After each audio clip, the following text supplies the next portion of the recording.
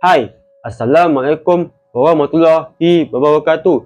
Selamat datang ke channel Abdul Muiz TV channel. Maaflah sebab dah lama tak buat video kan.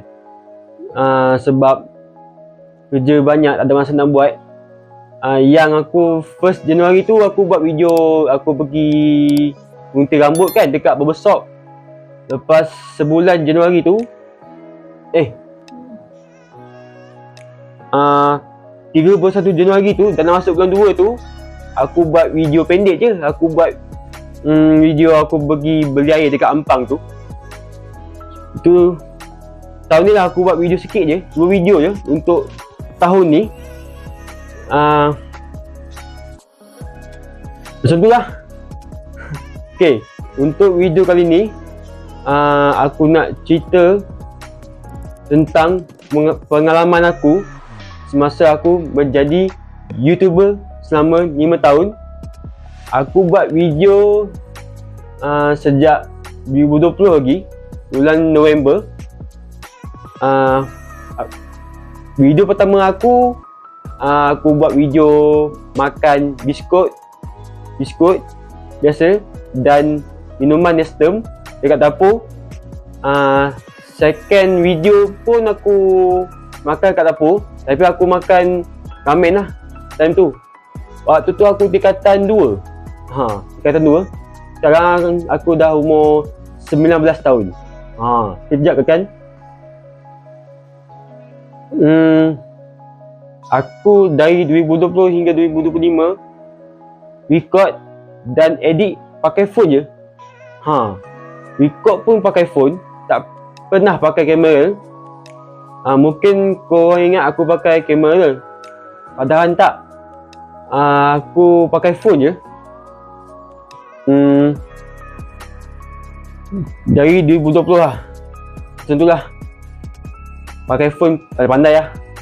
Tapi agak payah jugalah, sebab storage tu takut tak cukup kan. Sebab nak edit pun tengok storage juga kan. Sebab video terlalu panjang, takut nanti phone berat.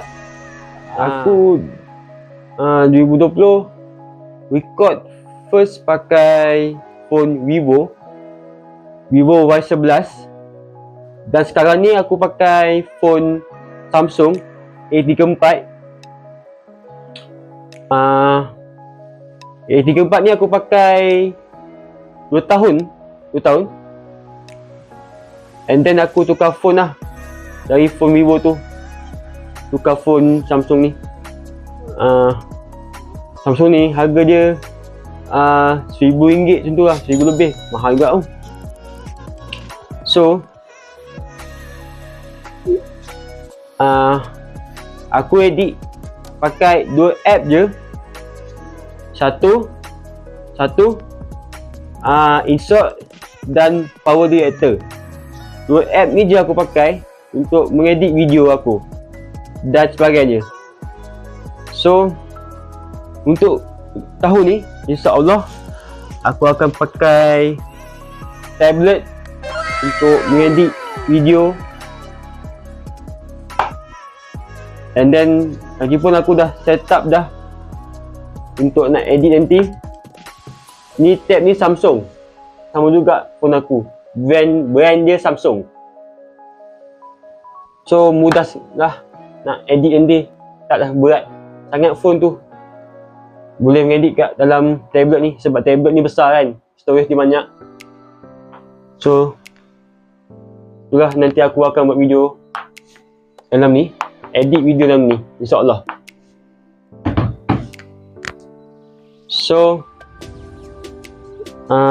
aku nak ucap terima kasih kat korang sebab kerana subscribe YouTube channel aku.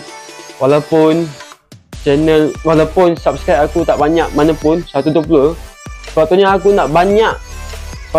nak subscribe aku kalau boleh million sampai aku dapat play button gold tu. Tapi macam tu lah, tak dapat kan, sebab video orang tengok pun sikit.